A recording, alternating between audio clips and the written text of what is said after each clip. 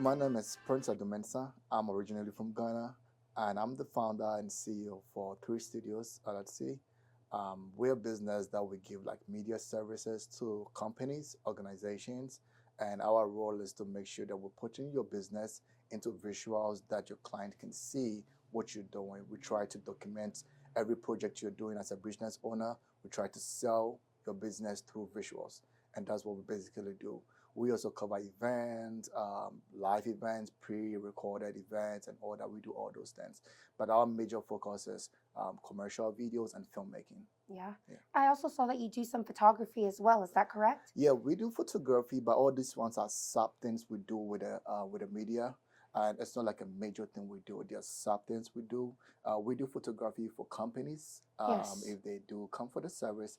But our major thing is always like commercial videos and recorded videos, like putting them into short forms, selling all these videos, and that's how we try to sell the client ideas. Love it. Okay.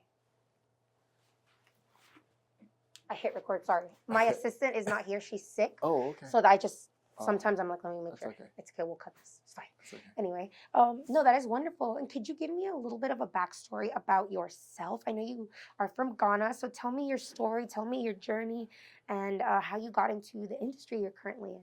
Yeah, that's interesting.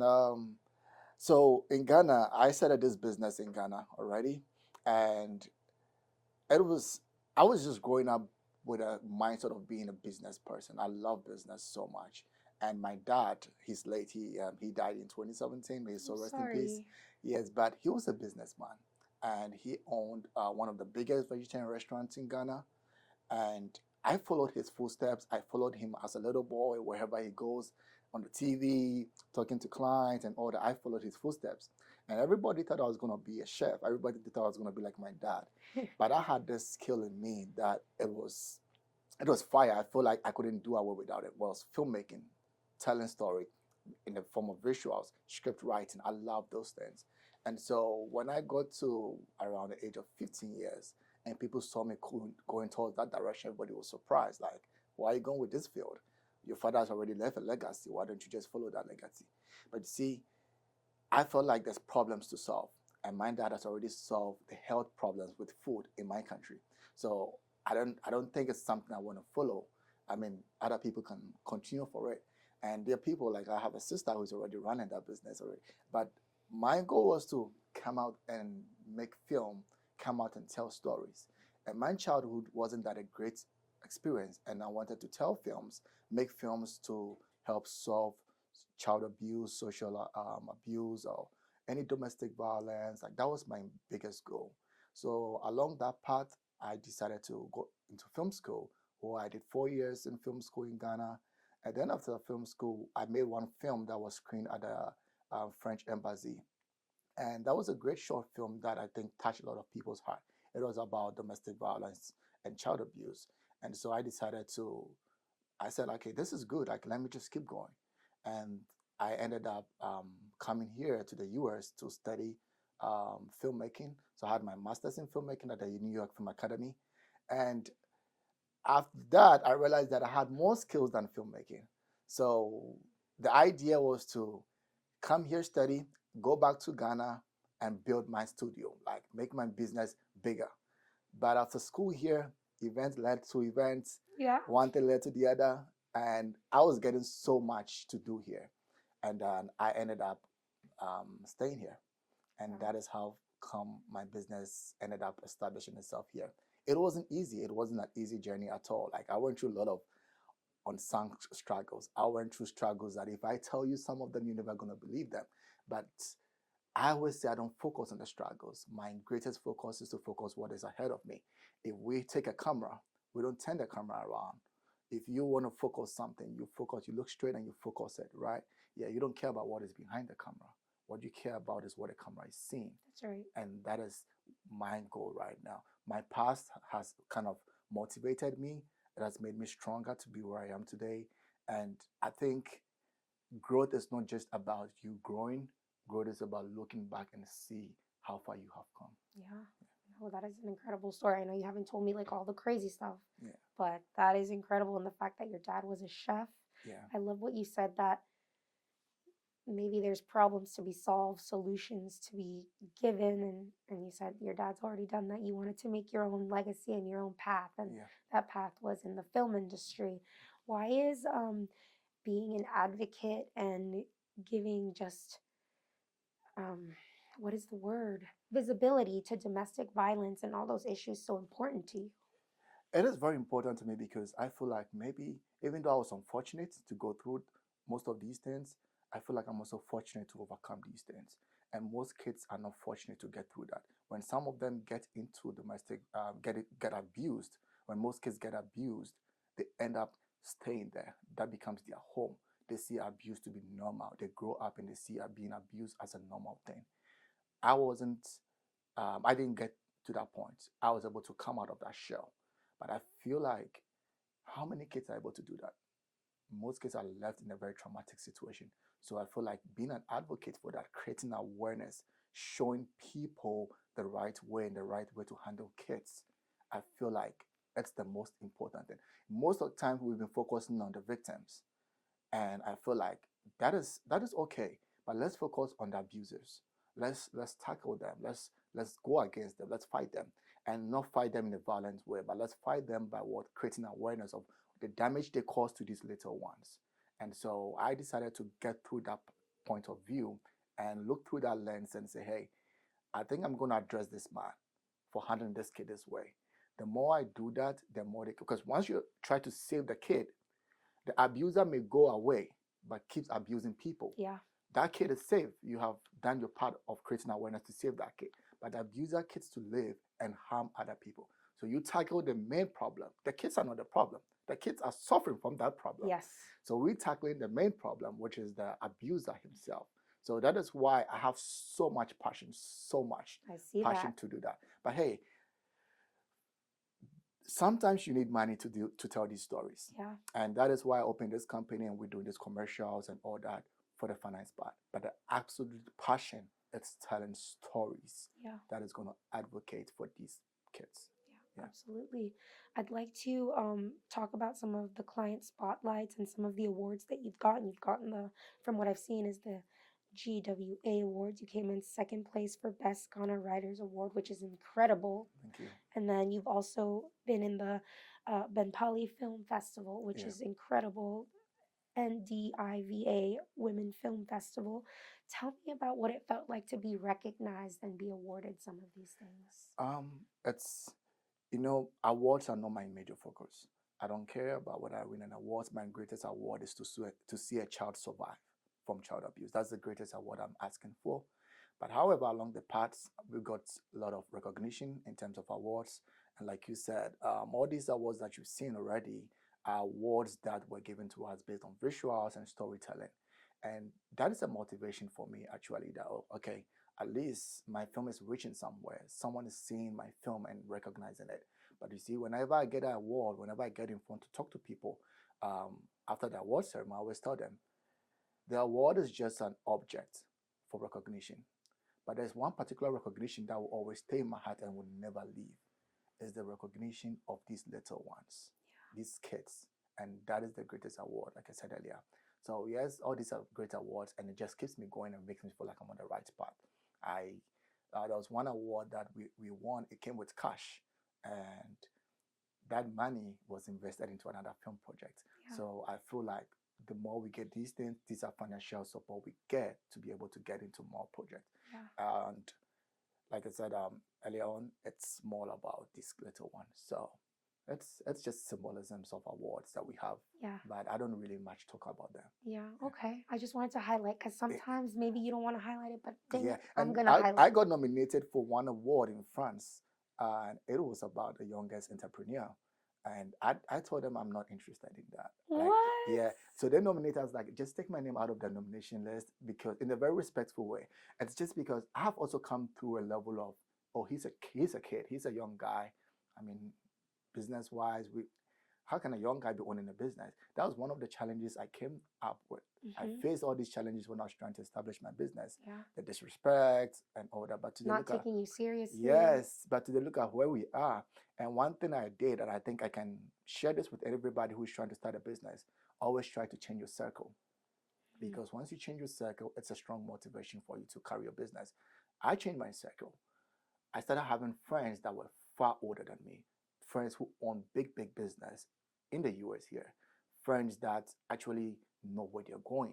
So I had like friends who are at the age of 60 years, 50 years, and all that. And all these people are in my circle right now. When we have a gathering and I'm amongst them, that small boy age does not matter anymore. Yeah. So I think most of the times focusing on your circle also helps you to uh, establish what you really want to establish. Because if you continue to have your age mate as your friends, believe me or not, you may never reach to where you want to go because both of you are in the same age group or age bracket Yeah. and you're yet to see life. But the older people, they have the experience. Yeah. They know what they can get for you and you know what you can get from them. Yes. So you always have to make sure you're in the right circle Yeah. to be where you are. Yeah, that's a great piece of advice actually, because sometimes in order to broaden your horizons and Yeah. get new perspectives, sometimes as younger people we tend to be like, oh, we just want to hang out with our age group, or like, oh, Yeah. he's old or she's old, like Yeah. things like that. Like, Yeah. that's not cool. I want to be cool. Yeah. It doesn't matter. Yeah. A lot of these older people who have a lot of wisdom, experience can pass along all that Yeah. knowledge to you, right? Yeah.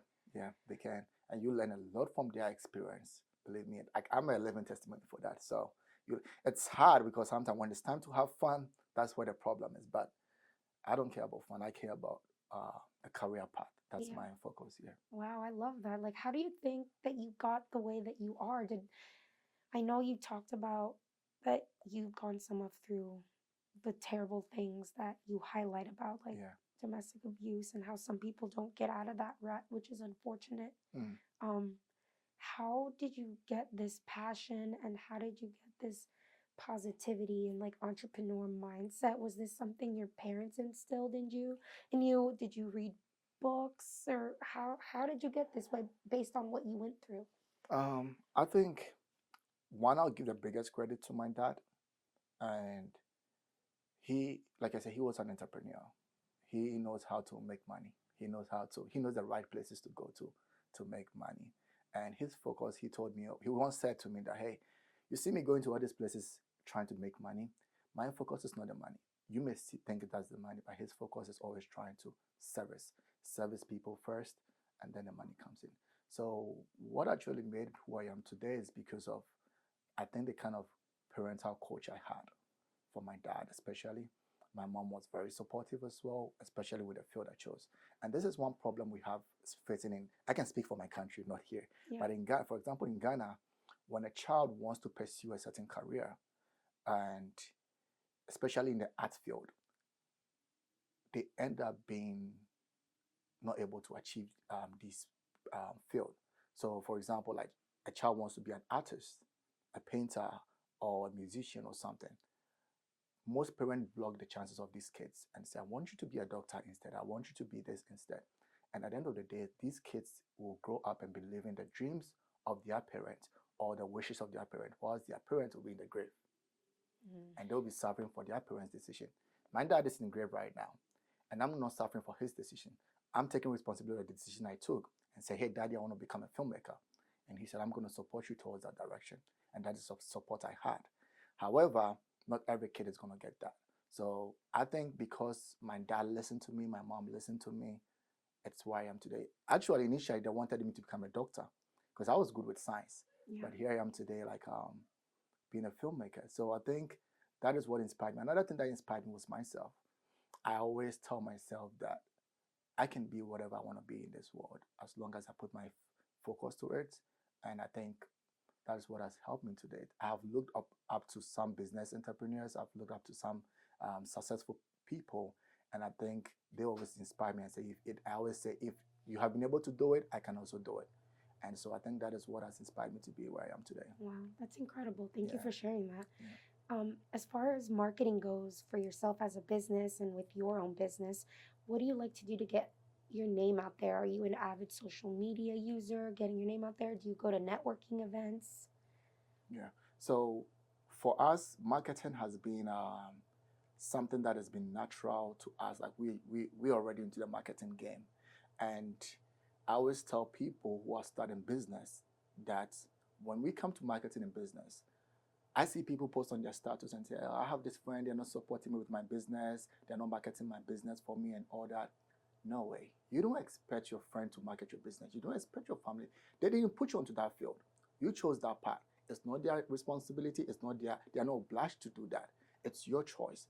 And because I didn't put that friendship zone and say, hey, it's a must for a friend to market my business, Yeah. I ended up learning things the hard way. I ended up learning how to market my business the hard way.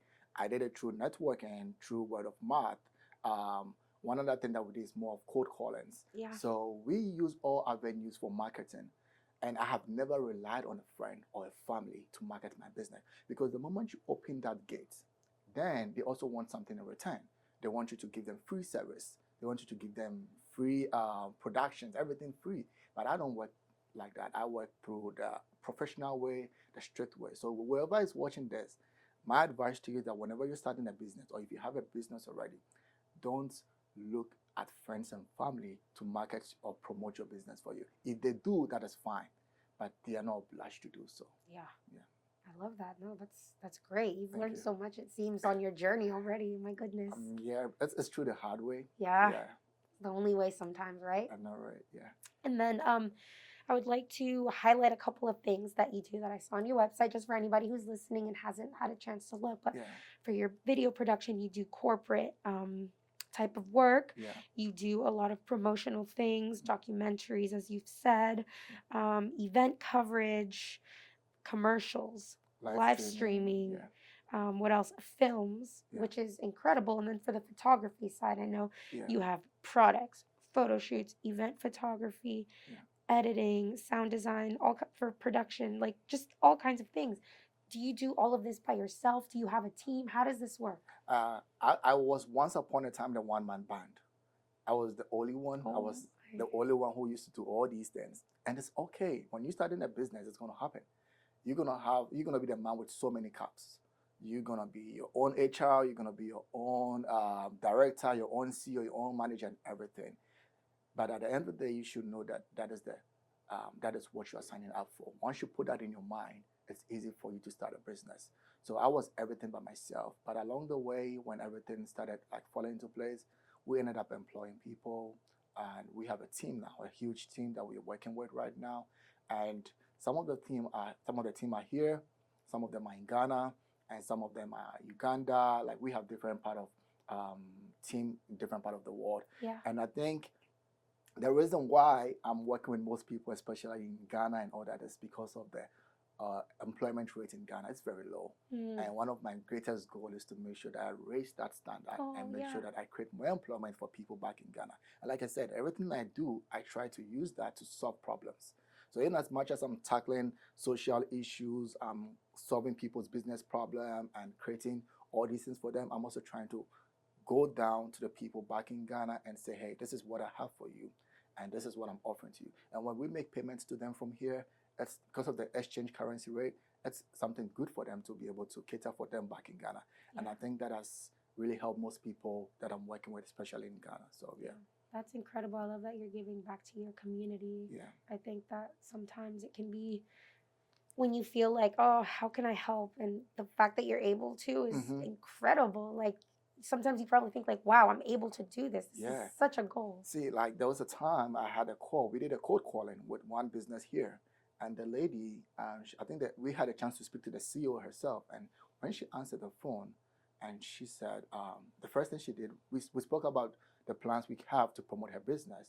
And the first thing she said was like, she started crying on the phone. And she said, she has had a terrible year in business. And she doesn't even know how the business is going to go anymore, whether she's going to continue or not. So it was very emotional.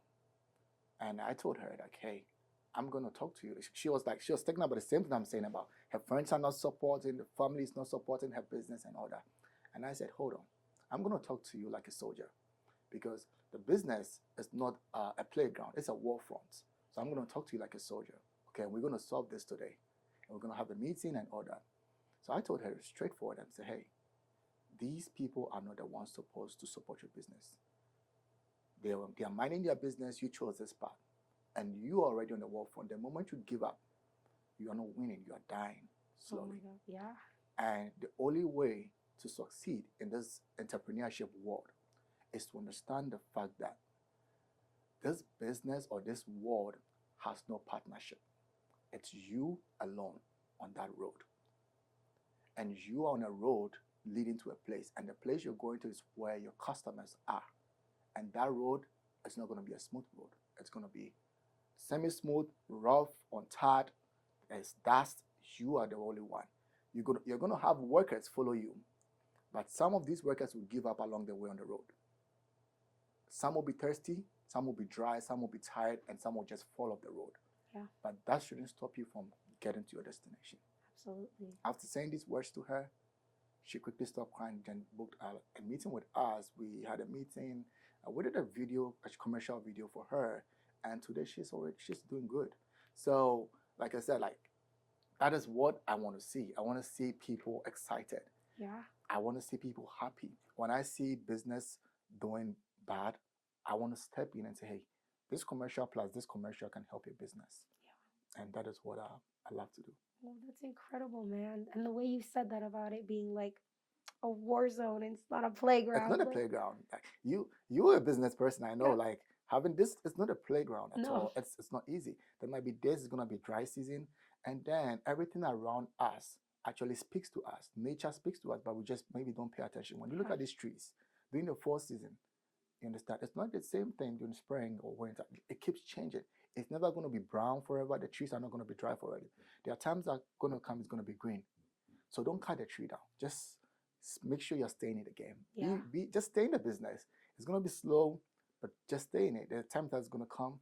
We've had slow days before, but we didn't give up, and we're here today. Gotta keep going. Yeah, we gotta keep going. I love that. Yeah. And how did you come up with the name for your business? Do you have 3 studios, or what's the 3 for?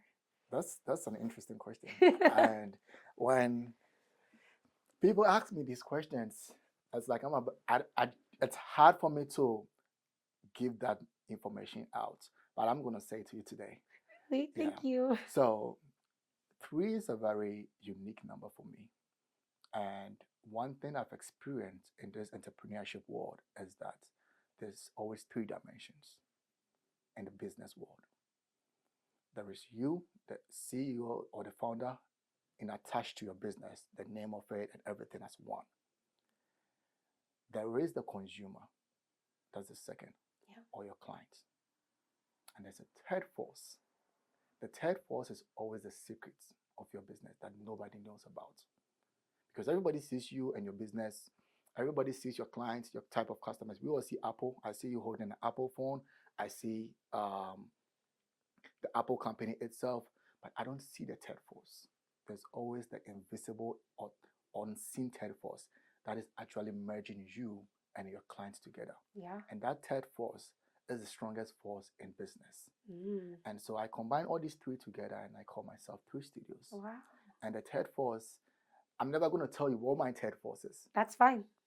But every business has a third force. Yeah. We don't see them. We just don't see them. They exist. They are the ones that actually running the business behind doors. They're like the engine room. Yeah. You see the driver, you see the car, but you don't see the engine until you open it. Yeah. And that is what we all keep as secret in business. Yeah. So that is why it's called 3 Studios. Wow. Thank you for sharing that. That's really cool. Thank you. I was just like, maybe it's symbolic or maybe he has 3 studios. I was curious. No, we have more than 3 studios. Oh, wow. Yeah. We have more than 3 studios. How many? So right now we're trying to get one in addition in Uganda. That's our biggest goal right now. So we're getting there. It's a gradual step. Yeah. It's a gradual step. And not all of them are physical studios. Some are virtual studios as well. Yeah. That's pretty cool. So we're getting there. Nice. We're getting there. Yeah. I would like to ask you, where do you see yourself in the next 5 years? I know we just started 2025, but where do you hope to be as a person and with your business? I see myself here again. Yay! Telling you guys about our next biggest project, maybe with the White House or something. But in general, where I see myself in the next 5 years is spending most times with kids, less privileged or even privileged, regardless. I see myself spending time with them. I see myself impacting knowledge into them. I see myself being like that father that my dad was. And I just want to be that symbolism of success to them. Yeah. That they're always going to look up to me and say, hey, this is the father of all kids, and this is the father, or this is a man that has been able to what guide us or coached us to get to this point. I want to be that man that kids see me like that. So regardless of whether it's my kids or someone else's kids or the world's kids, and that is what I want to do. Trust me, I can't do it for every kid in the world. Yeah. You can't solve all the world's It's problems, impossible. but I can do it for the people very close to me. Yes. And that is my greatest goal now. In the next 5 years, I just want to see myself going around the world and supporting all these kids. That's Yeah. beautiful. Fortunately, I'm in a good position right now because I work with multiple NGOs, countless of them. They all came in, especially at the beginning of last year. So last year was like an NGO season where we had a lot of NGOs coming in for documentary services from us, and it was just something I never expected. Yeah. And I feel like it just sank into whatever I want to be doing because most of these NGOs are targeting kids, they are targeting mothers. And I feel like that is what I want to be doing. Like Yeah. I want to be supporting all these NGOs. I want to be part of their dreams. I want to be part of whatever they are chasing. Yeah. Mind you, I'm not saying they came to me and I give them free service. Of course, everything's at a cost. Yes. But the whole goal or the whole dream is not to just cause them, but also be part of their story or their journey. Yeah. Yeah, I wish I could mention some of their names, but Yeah. I don't think it's the right thing to do. Okay. But Yeah. we have had big NGOs in America here that Mhm. we're working with at this moment. Yeah. Okay. That's incredible. That's Mhm. so cool. I'm excited for you. Thank you. Speaking about the future, is there anything perhaps that I have not touched on that you want to share with our listeners, whether it's in regards to your business, yourself, advocating for people, maybe you've got new products coming, anything at all? Yeah, I mean, I got stuff coming. Unfortunately, I'm working with a big company now that I can't talk about what we're doing right now. Okay. But it's one of the biggest thing that I feel like I'm doing right now personally. Even though I own my business, I do other works as well for clients. I work for other companies as well as a full time, a part time, and all that in merging with my business. Yeah. So I just want to tell people that hey, it's not just about being an entrepreneur. It's about creating a business. Let your business be your god in a way, and have people serve that business, have people serve that god in Yeah. a way, and then focus on other things or other materials you can always bring back to what help your god grow. Yeah. The greater your god becomes, the greater service you're going to get from people. And when I say service from people, yes, business is meant to serve people, but also when you look at it in the vice versa way, we have services also coming from people for your business. When you look at Apple, you buying an Apple is like servicing them, Yes. and that is what people always think like Apple is giving it the service. That's how they've made it look like. Yes. But indirectly, we are servicing them. Without us, they are no more there. Yes. And that is what I say in business. And I also say that whenever you're doing a business, you don't need permission to do a business.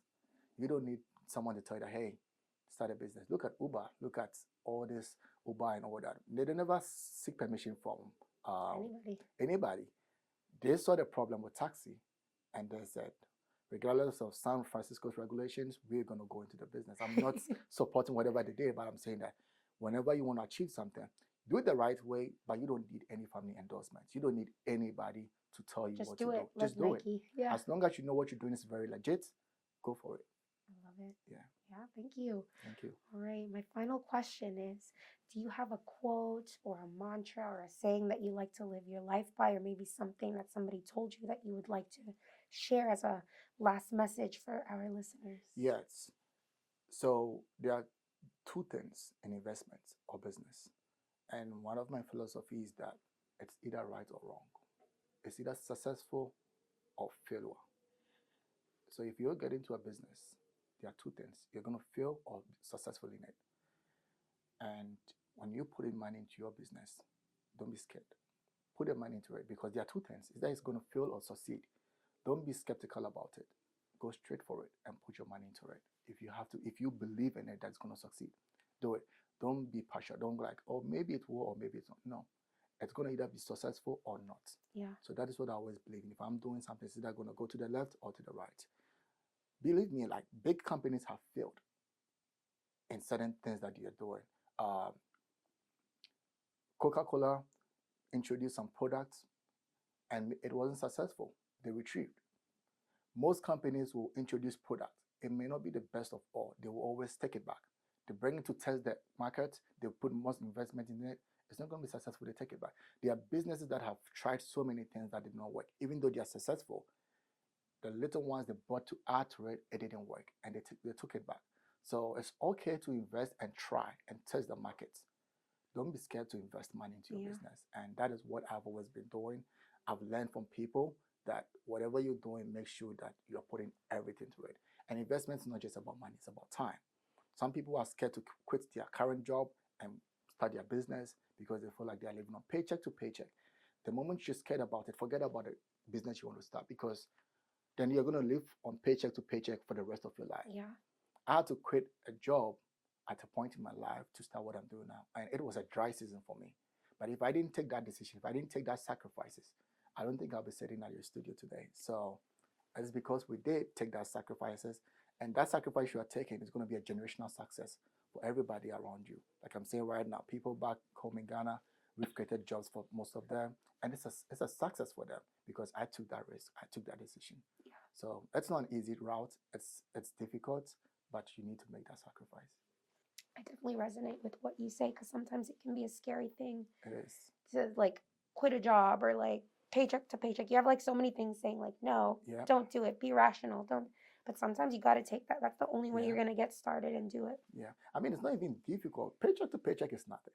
When you're living on invoice to invoice, Oh my. you realize that life is like predictable.